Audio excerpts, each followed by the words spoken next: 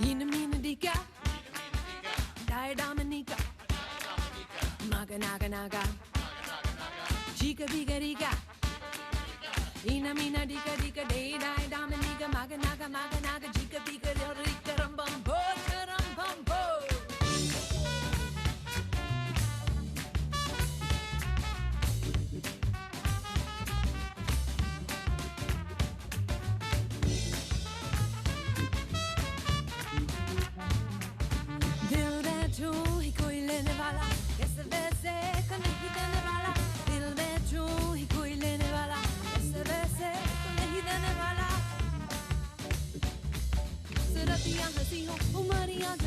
कोई भी इसे देखे तो बस ये गुमा हो यही है यही तो है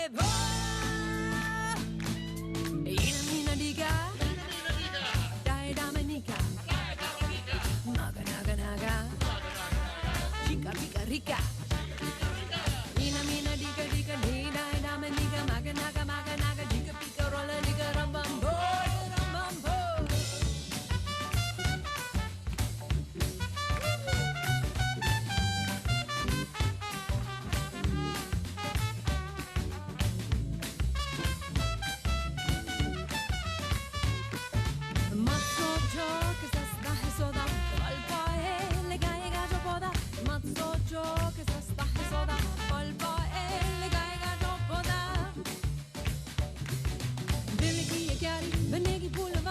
दुनिया जलेगी जलाने की है हमारी हंसेगी हंसेगी हंसेगी मेरी प्यारी Eena Meena Deeka, Diablo, Maga Naga Naga, Jika Bika Rika, Eena Meena Deeka Deeka Diablo, Maga Naga Maga Naga, Jika Bika Rolla Nika Rambambo, Rambambo.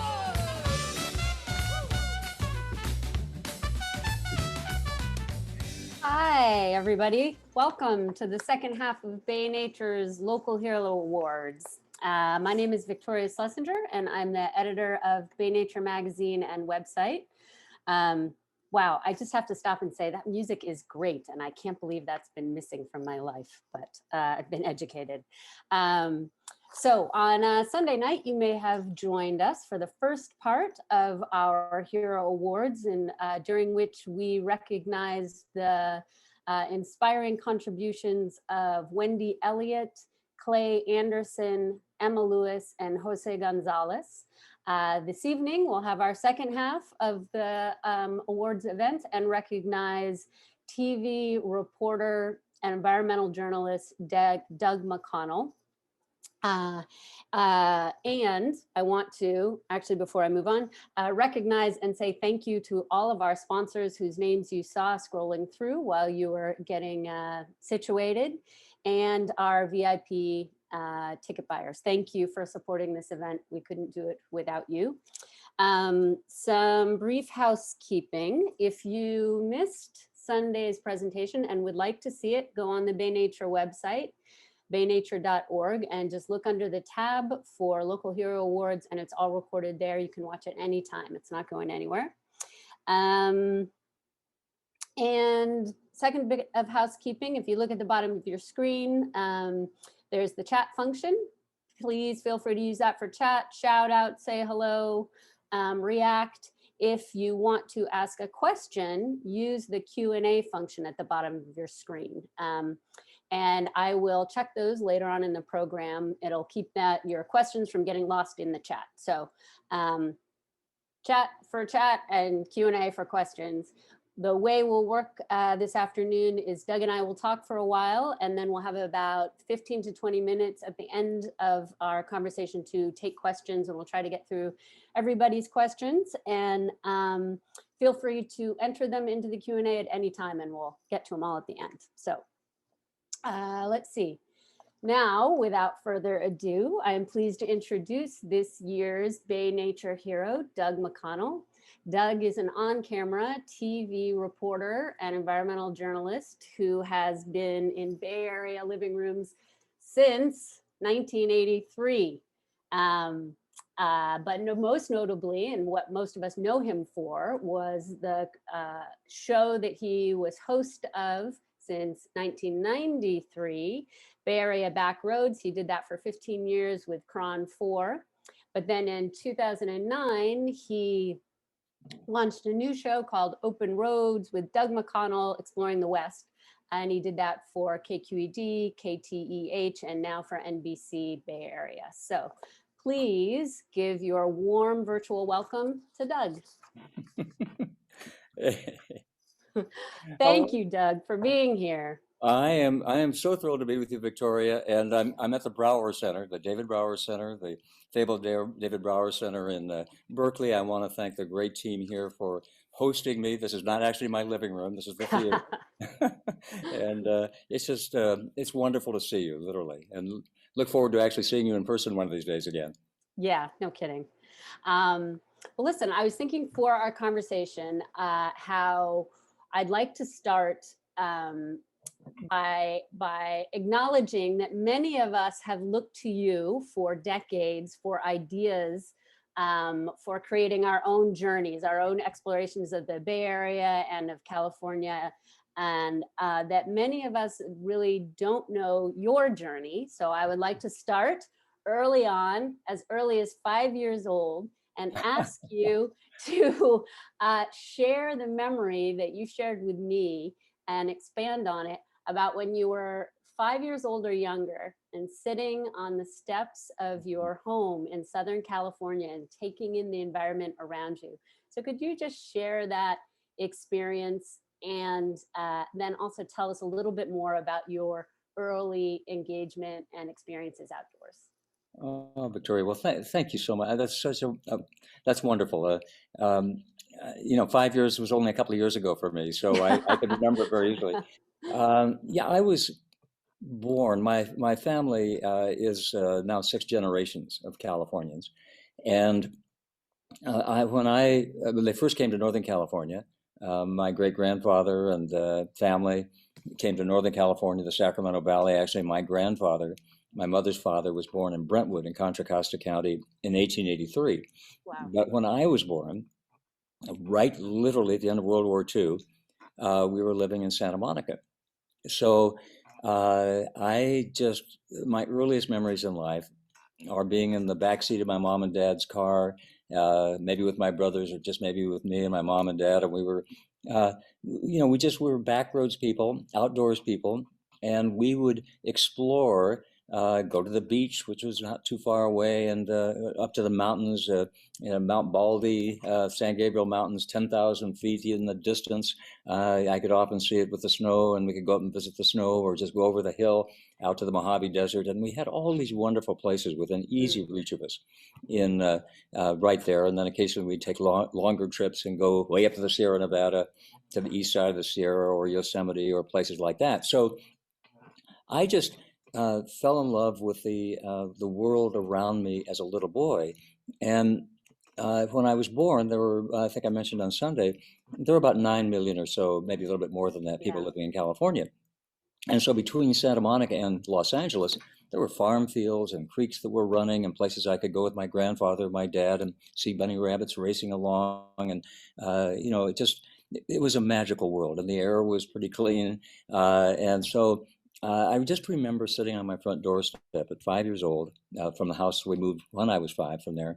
And I just thought, I'm the luckiest little boy in the whole wide world.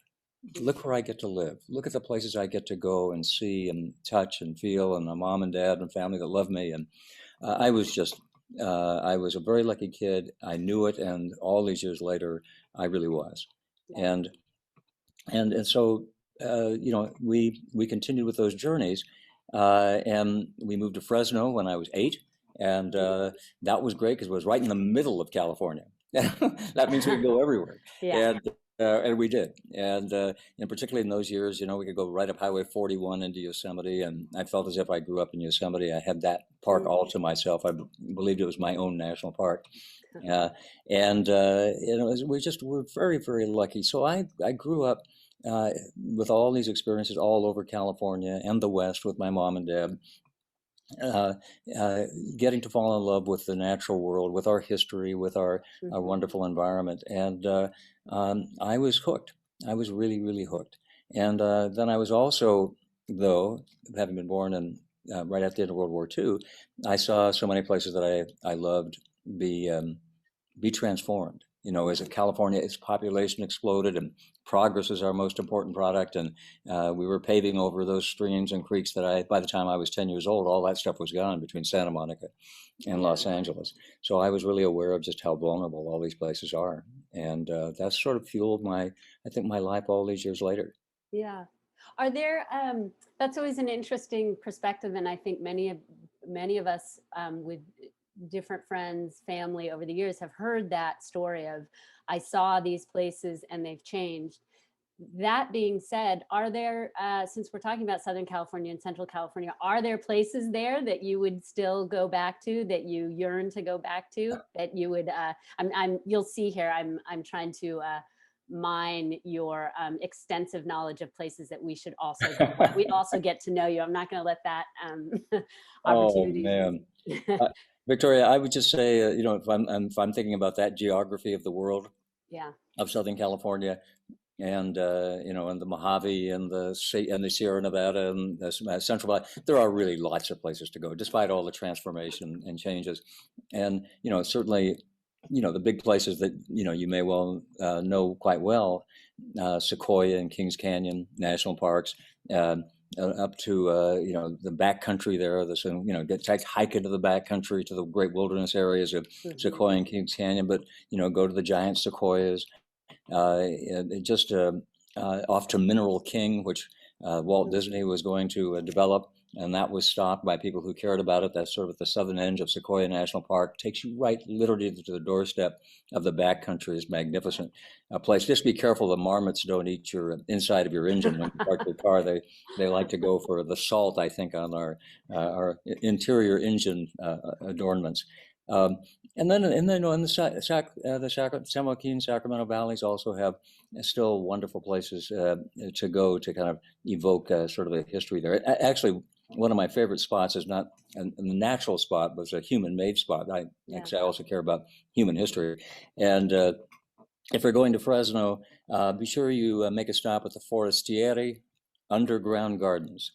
It was the creation of an immigrant from Sicily who came in 1906 and was in the hot Fresno sun, and he realized he'd worked in mining in his previous life before he came to America. And so he began to, by hand, create an underground castle. Wow. And the underground gardens is his magnificent life's work, where he dug into the hard Fresno pan and created this mansion of beautiful life underground where he lived. So it could be 110 degrees above ground and 70 degrees below, 12 months out of the year. So he was very, very smart. His family has preserved and protected it. It's a wonderful place to go and explore and to see a treasure. And he was very smart. My last note on that, he had citrus trees planted down in the home. But all he had to do was walk up to ground level, and he could pick the fruit right off the top of the tree. So say the name of this place again. I am not familiar with it, but I'm sure. It's right off of Highway 99 and Shaw Boulevard in Fresno if you're coming in from the north, and it's right there at the corner. It used to be way out in the country when I was a kid, but it's called the Forestieri Underground Gardens. And don't miss it when you're in Fresno. Okay. All right. I have to note, as others may have, that I've learned, Doug, you have an extraordinary recall, that you have an extraordinary memory. And I just have to ask so that other people can learn a little bit about this. But do you have a photographic memory? It's sort of, I sort of claim that it's sort of a somewhat out of focus photographic memory. It's not, I think I need to wear bifocals with it, or I have, some assisted vision thing. But it's in that direction, that's for sure. And I somehow visualize, I have this kind of weird thing about dates and when things happen and kind of the order in which things happen. So I kind of visualize timelines in an odd way. So it just kind of gets stuck in there. And then, of course, being in this audio-visual medium that I've worked in for so long, I have a pretty good visual recall of things I see, we shoot, that I can remember and recall and evoke, pretty easily. So it's kind of an, I wouldn't want to claim any great savant capacity, but it's there's a little bit of that going on.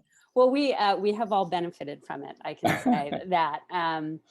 And on that theme of timelines, I know that you spent many years living in Alaska.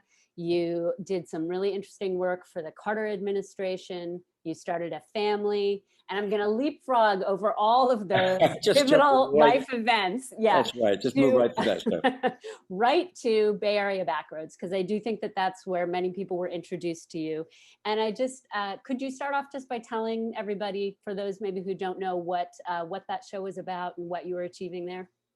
Terrific. No, thank you, Victoria. No, I want to preface all this by saying how very lucky I've been from that little 5-year-old boy all the way to the present. I have just been one of the luckiest people I know in terms of the places I've had a chance to go, the work I've had a chance to do, the people I've been able to work with, all the rest of this. And so I've just been beyond over the top lucky.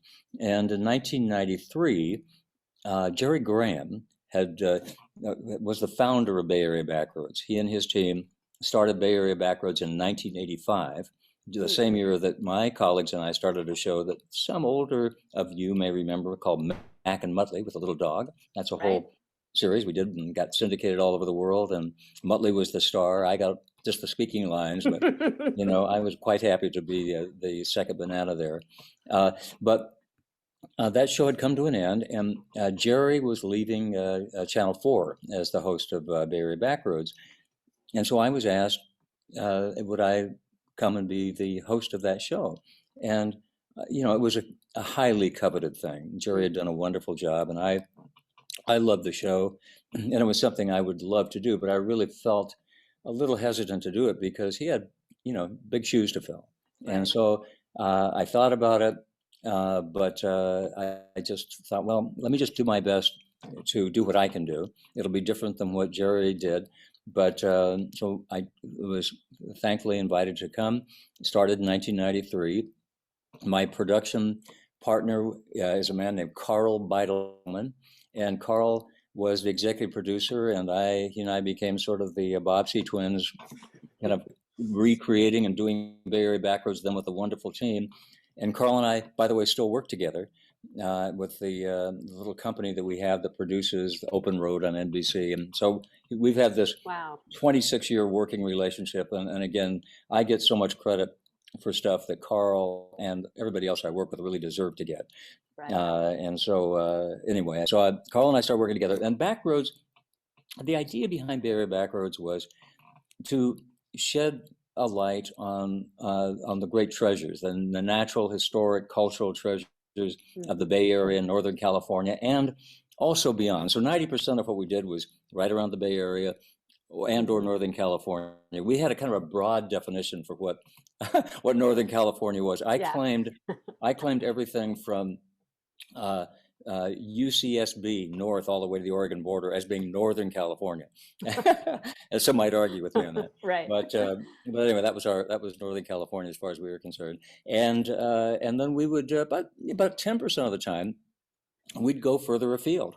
Always said, well, there are bays and there are back roads almost everywhere, as long as our viewers wanted us to go. So we ended up filming all over the West and Alaska and Hawaii multiple times. And then we did about stories from about 8 countries around, mostly the Pacific, during those years as well. So it was just wonderful. But the heart and soul was to show people right here where we live, the treasures that we have literally in our own backyard, and to encourage people to get out and enjoy them, and then to support them with whatever ways they could, that these are literally treasures and we need to care for them.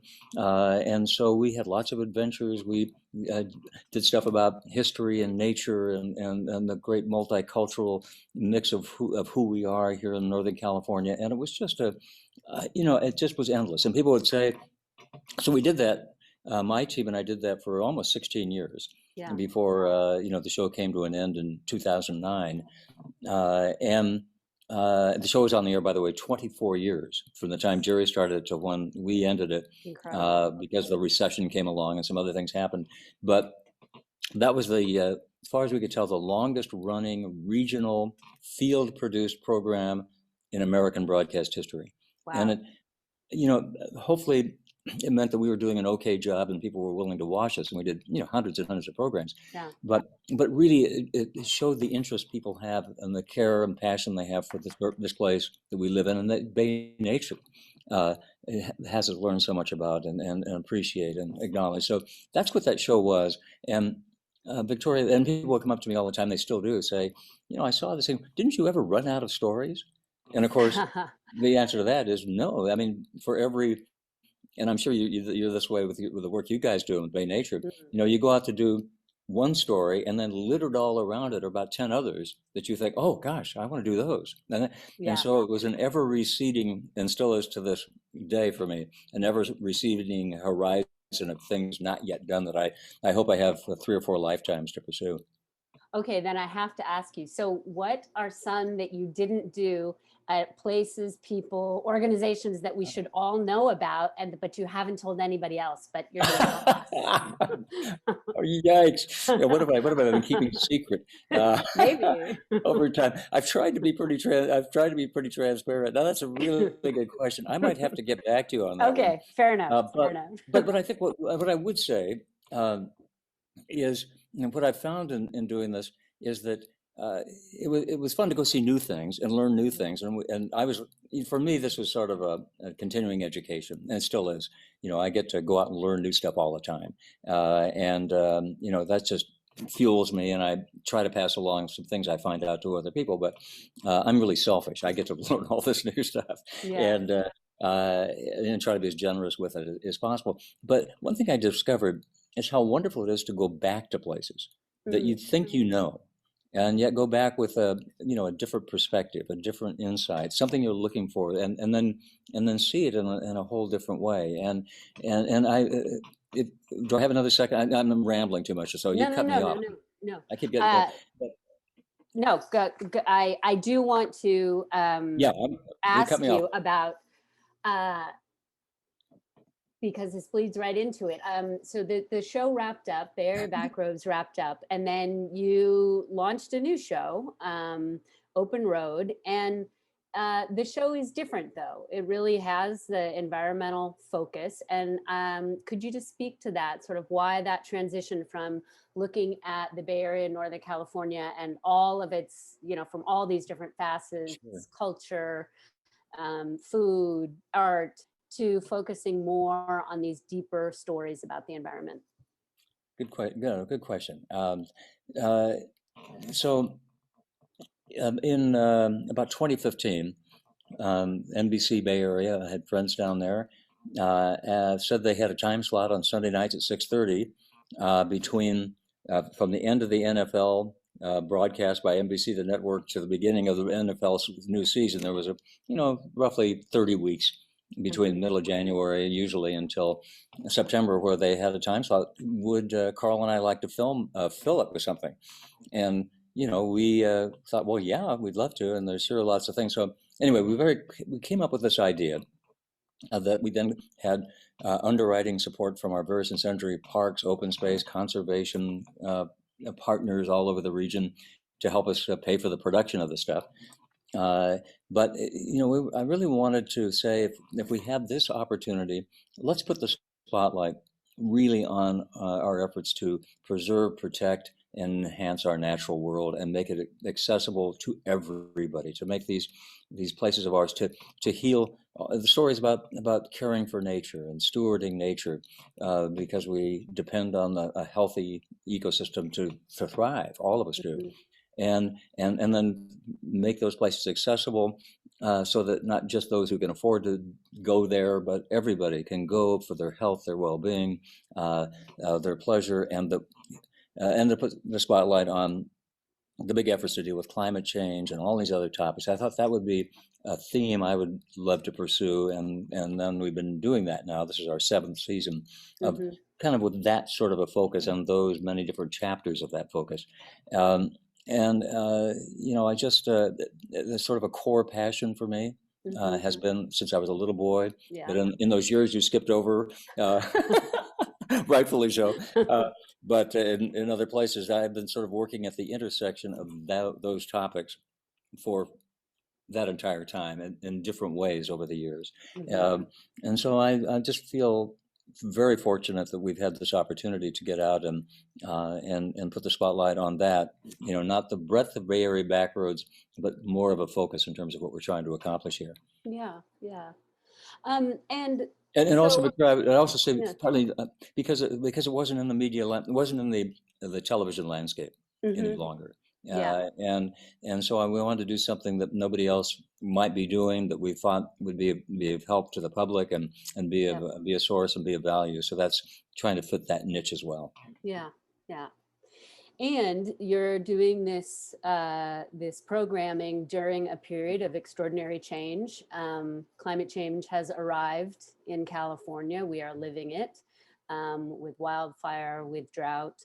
And you are seeing these landscapes that you have in many ways been reporting on for almost 4 decades changing in a new way, not just being paved over, but in a new way. And just can you speak a little bit about how that feels and how you think younger generations, people in their 20s, their 30s, need to be looking at these issues?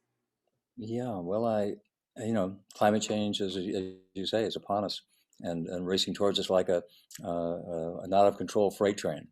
And my first exposure to climate change in any significant way, I went to a college in Southern California, Pomona College, and some of my Pomona College pals and I had helped to organize some major conferences during the years we were there. 1963 to 67 were my Pomona years.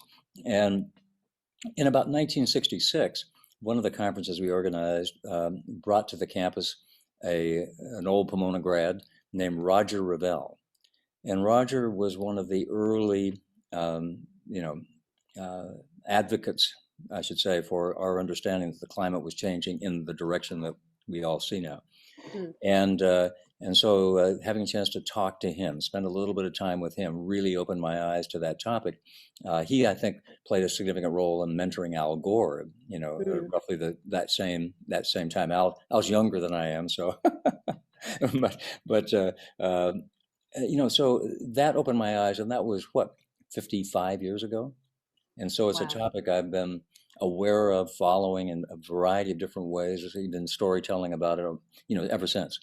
And so we have been remiss as a species to deal with that or species extinction, that all that's going on globally. The biggest extinction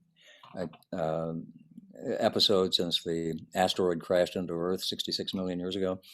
We've not been dealing with those things, and our time is running out here to do it. And so to watch it here in California, places that I, of course, know and love, and to watch the fires that are raging and the seas that are beginning to rise and all the other indices of and the drought, maybe coming into another one that we're dealing with. Just the alarm bells are beyond ringing. And so we all have to respond. And that includes us older people who have been remiss in getting to it. I feel a moral obligation to do what I can to try to be helpful in our efforts. But we're going to need all those generations, all those decades before me, to be jumping in, taking the lead, and collectively all of us together are going to have to move forward. The good news is that the Bay Area, if there's any urban region on Earth that I think is really pointed in the right direction and is taking significant steps forward on these topics, this is where the leadership is coming from, and we're making progress. We got a lot more to do, and we all have to lean in and play our parts. Yeah. And as you know, equally intertwined with these issues of addressing climate change are the issues of how do we make sure the outdoors is welcoming and belongs to everyone? That how do we collectively realize this ideal that this is truly the commons, that our public spaces belong to everyone? What are you seeing in the environmental movement these days that you see as challenges, that you see as hopeful? Yeah, well, the challenge is, just obviously significant. The need for each and every one of us, the health of each of us, all people, depends on the health of nature. The health of our communities depends on the health of nature, and we all depend on each other.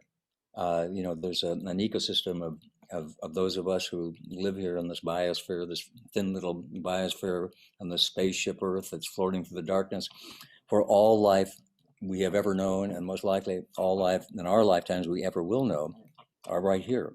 And we have to care for all of it, and we have to care for each other, and it's going to take all of us to make this a better place, and to make lives better for everyone. So the challenge is immense. Obviously, we've got lots of issues we have to deal with, but I would say on the plus side, again to the Bay Area's benefit, that's been a real commitment on the part of all agencies and nonprofits and people really wanting to do way better than historically we have done.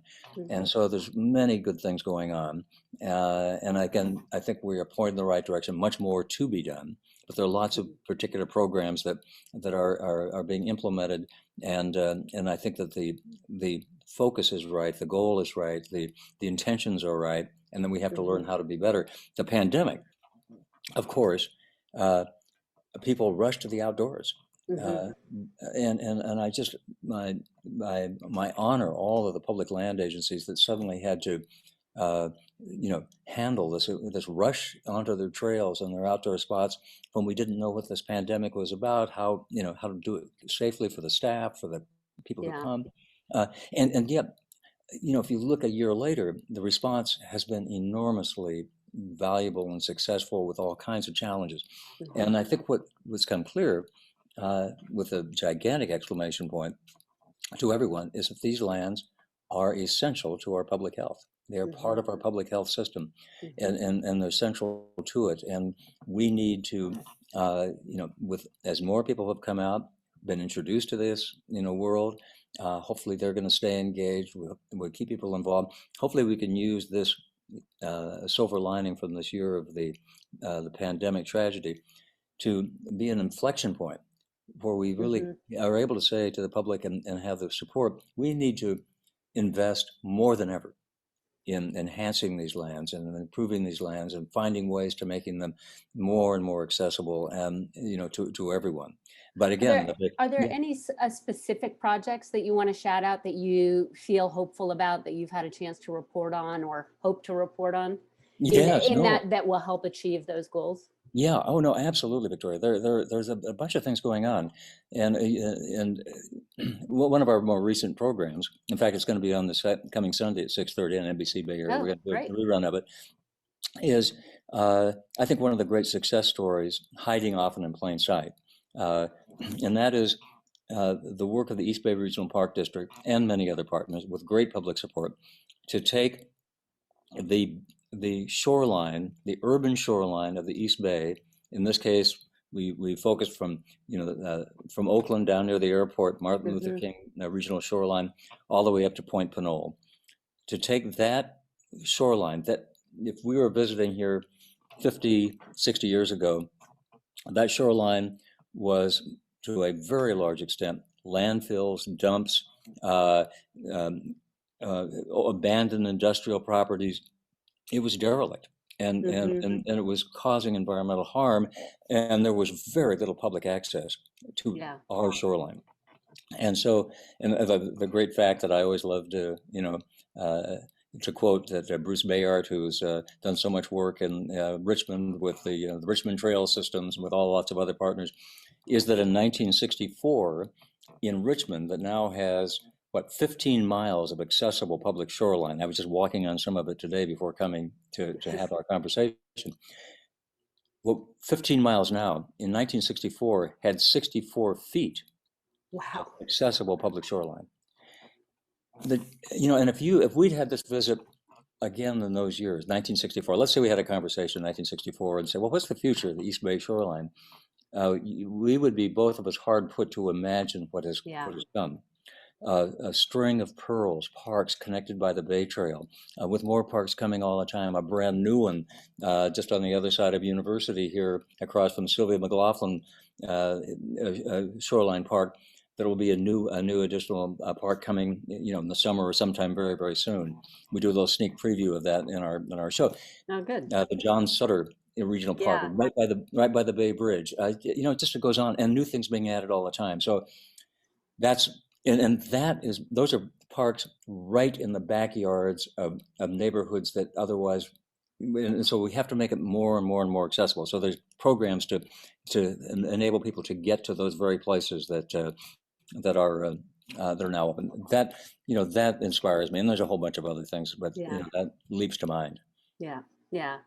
Well, given that this is the Bay Nature Hero Awards, and that the spirit of these awards is really to shower appreciation on folks who are doing good work and meaningful work, and the fact that there are so many different ways to define what meaningful work is, I want to give you the opportunity to speak to who your heroes are today. Who is inspiring you today? Oh boy, we're gonna keep going till tomorrow, right?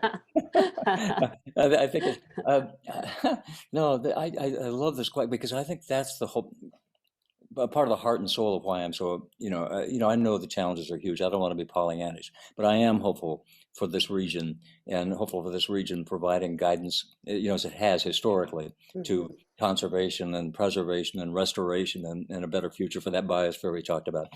But the reason is I could sit here and start naming, countless names. You've awarded, Jose and Wendy and the other awardees this time, putting me aside, they're heroes of mine.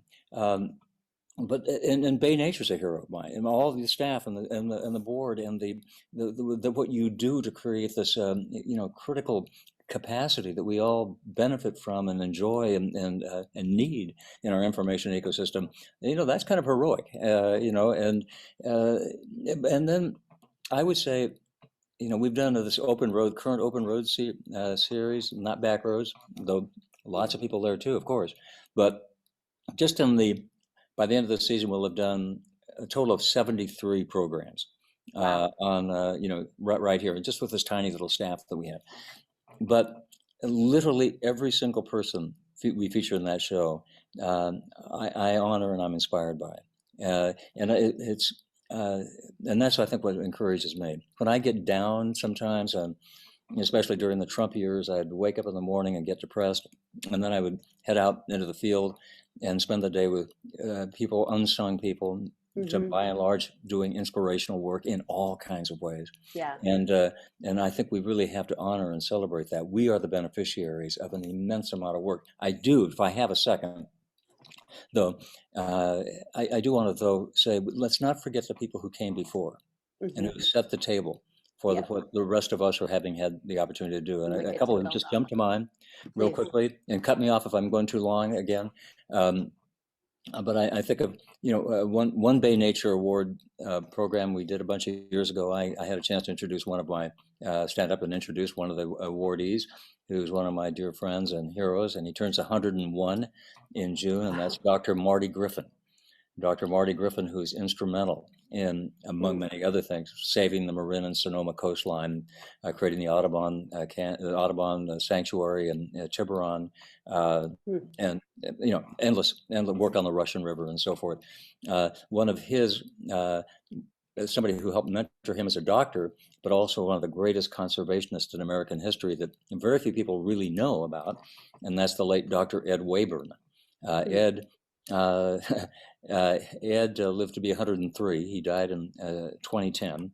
And Ed is one of the, the founding parents of the Golden Gate National Recreation Area, along with Congressman Phil Burton, Amy Meyer, who is still active and engaged, and Amy is just a relentlessly wonderful force for all kinds of good things.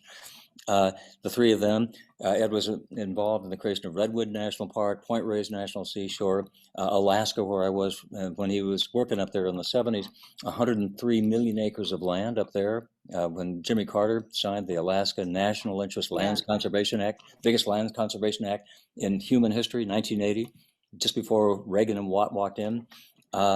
Ed was an instrument. All these people that came before it, Sylvia McLaughlin, Esther Gulick, Kay Kerr, 60 years ago this year, the women who were the catalyst to save the Bay. We owe them so much. And Bill Mott, and gosh, I could just go on forever. It's really important to recognize and honor those who made this possible, to be inspired by them, and then to do what we can in our lifetimes in our own ways. Right. Well, I'm gonna, amazingly, we have used our 40 minutes, so I'm gonna move on to some of the listeners' questions here. And let's see, we have a question, is there some way, now this is just way to jump right into the heart of Bay Area challenges.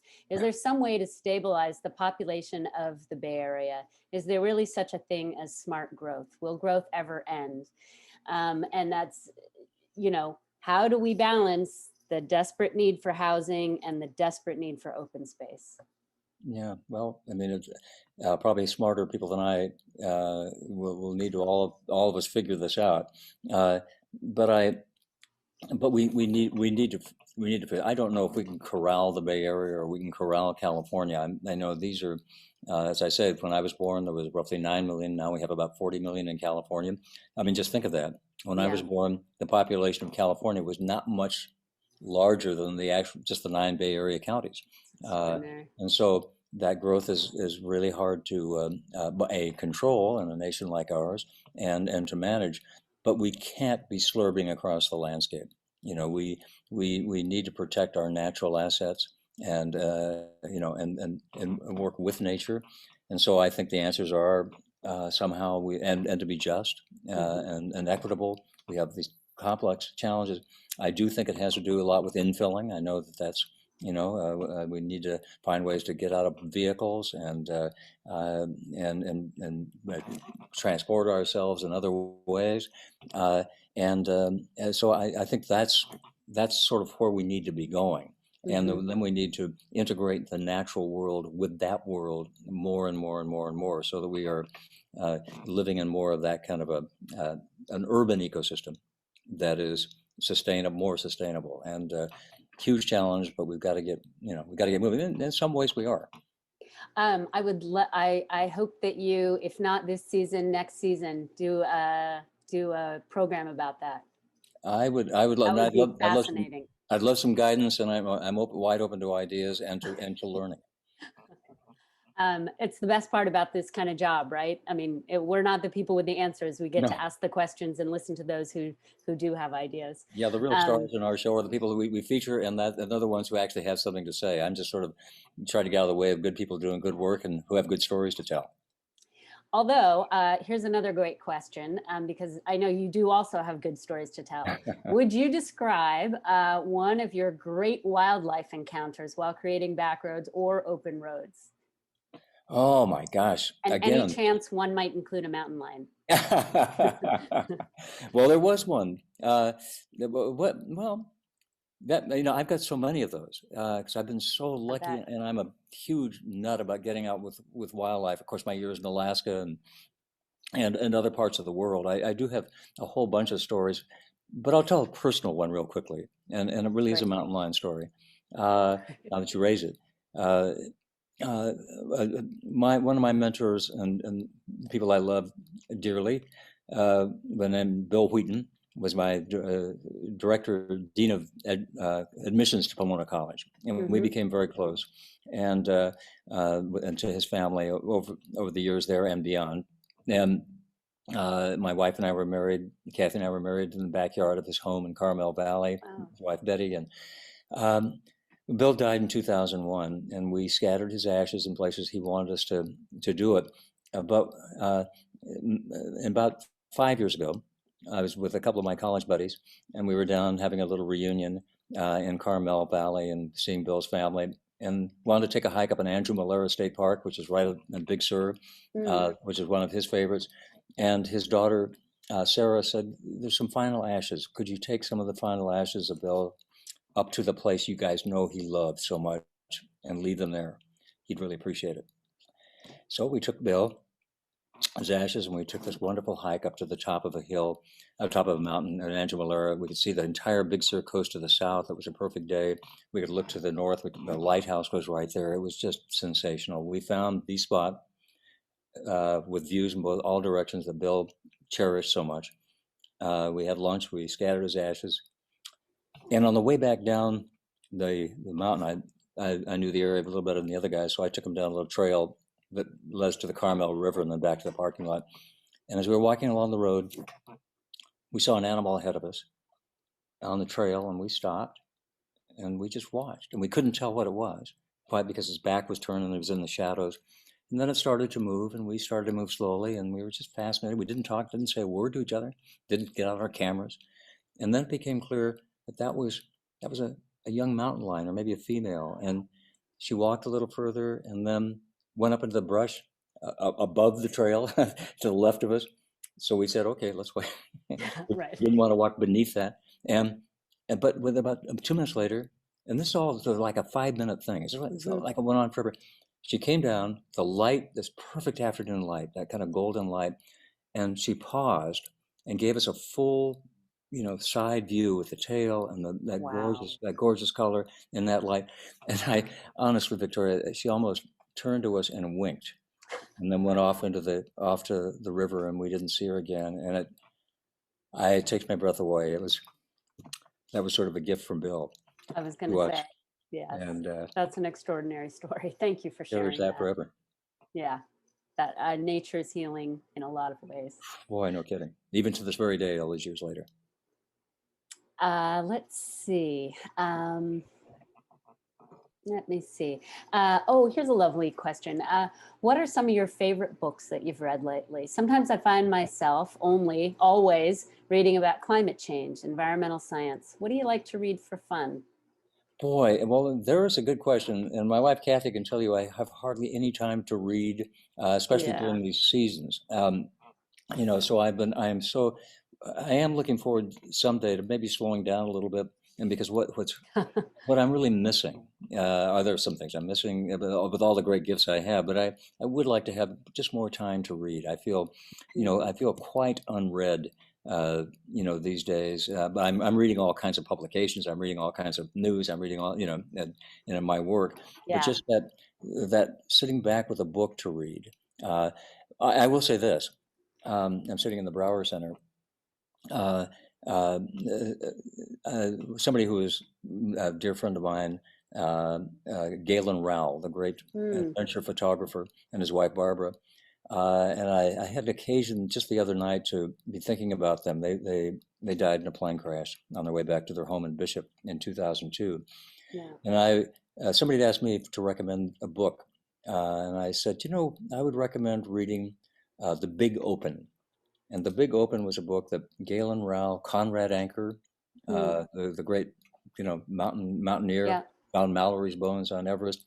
Jimmy Chin, now a very famous filmmaker, a Free Solo, did Free Solo and many other things.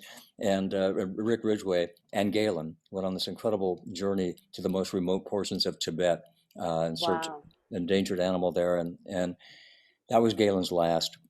Galen's last adventure before he and Barbara died. And so I started looking at all of Galen's publications. I've just got to go back and do a little rereading and a little rethinking. And one book he did, I'm sorry for the long way. In 1997, I think it was 97, he and Barbara came back from a trip to Costa Rica where they were flying all over the world, and they were doing all kinds of stories, and they were recording, came back to talk about how Costa Rica had protected 25% of its land as parks. And they were flying around the Bay Area, and they were going, holy cow, we've got more than that here in the Bay Area. They were flying over Marin. And so that stimulated them to do to actually, after all those years, come back and do a book called Bay Area Wild. And I want to go back and look at that again, because it was an inspiration for, hey, what have we accomplished and what do we have to do? And we're still on that path. But I think of Galen because he was David Brower's paper boy growing up in Berkeley, on top of everything else. Wow. Let's see, and we have another great question about, can Doug tell us a bit about his engagement in the first Earth Day and environmental movement? Yes, I was, so that's 51 years ago, right? Yeah. On April 22nd, coming up. So clearly I was only about 10 or 15 years old. You weren't even born. I wasn't even born, yeah. That was, so I was on the East Coast.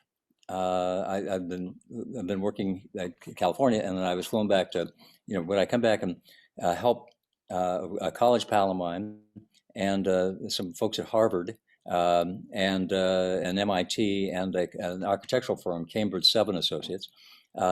They had this idea for the bicentennial. So this is 1970. Richard Nixon was president, and on July 4th, 1970, he was going to make an announcement of a big plan. How are we going to celebrate the bicentennial?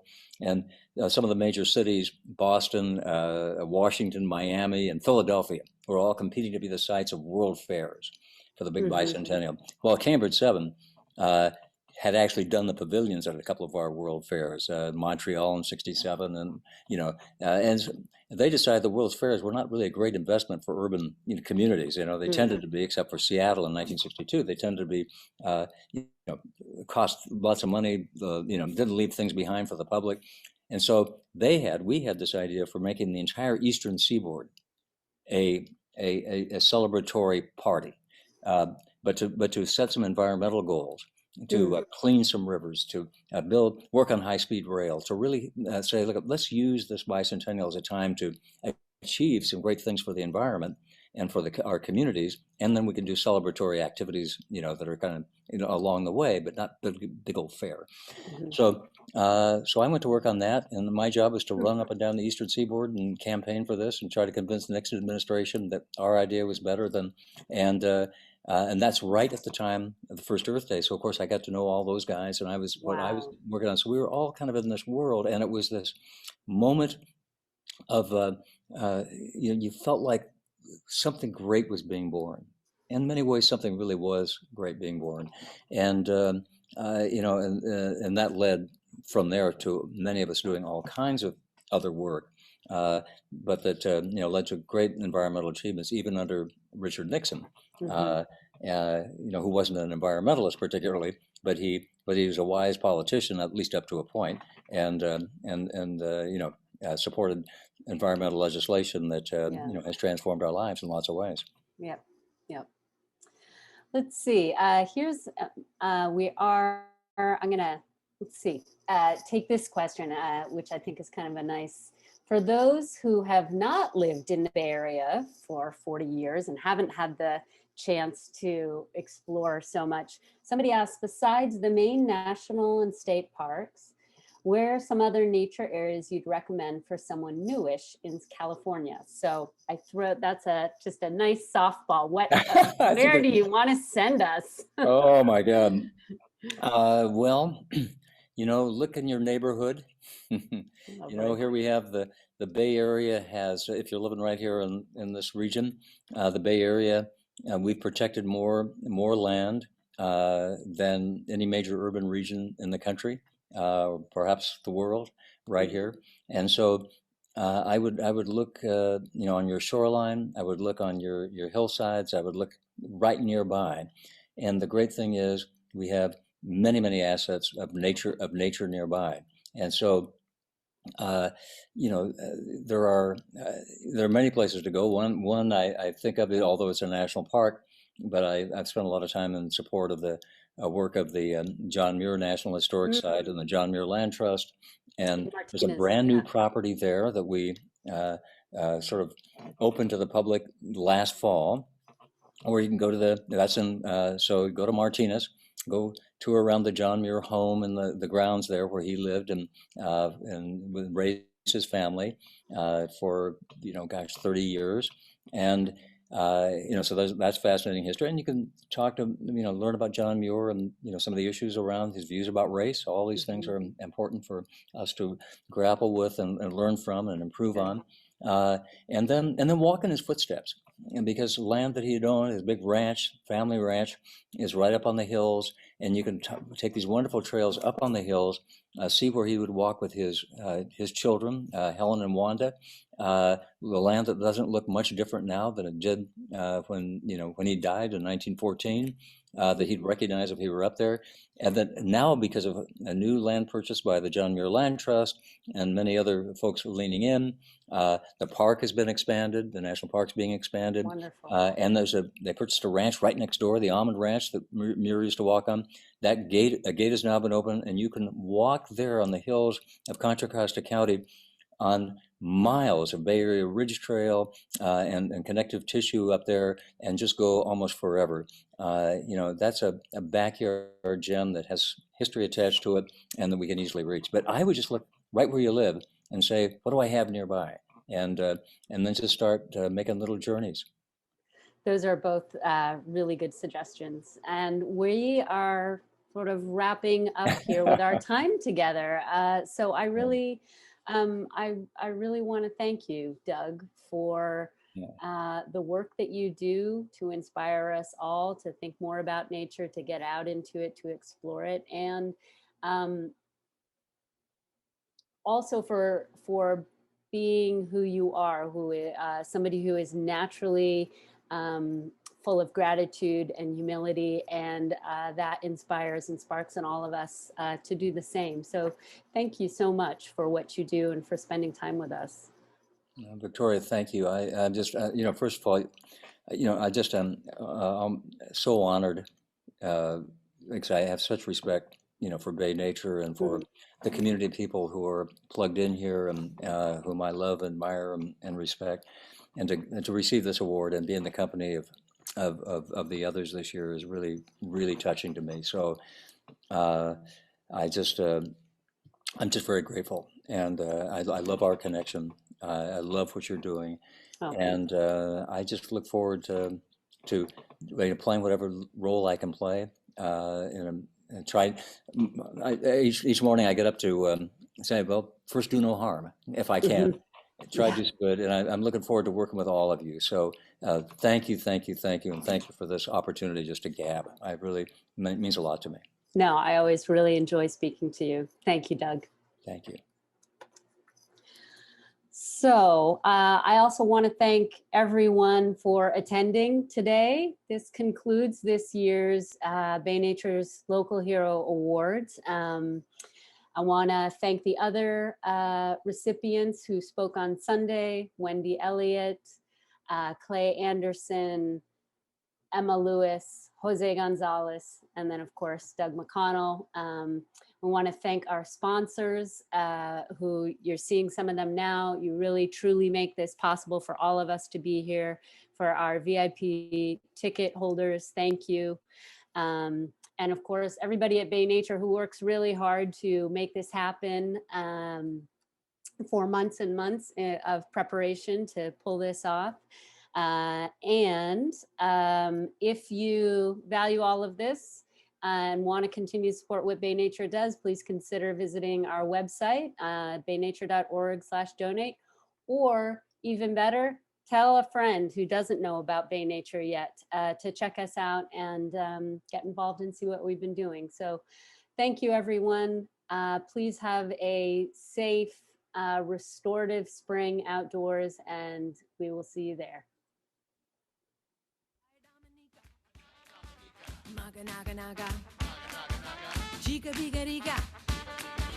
Eena Meena Deeka Deeka Day Day Dominica Maga Naga Maga Naga Jika Bika Rika Rum Bum Bo Rum Bum Bo.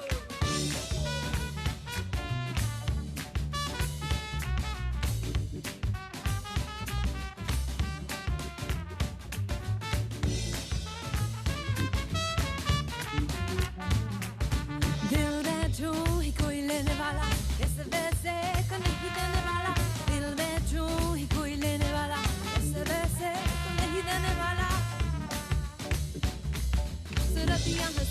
Maria debajo, Yahido Hebo. Eena Meena Deeka. Diablo. Maga Naga Naga. Chica Pica Rica.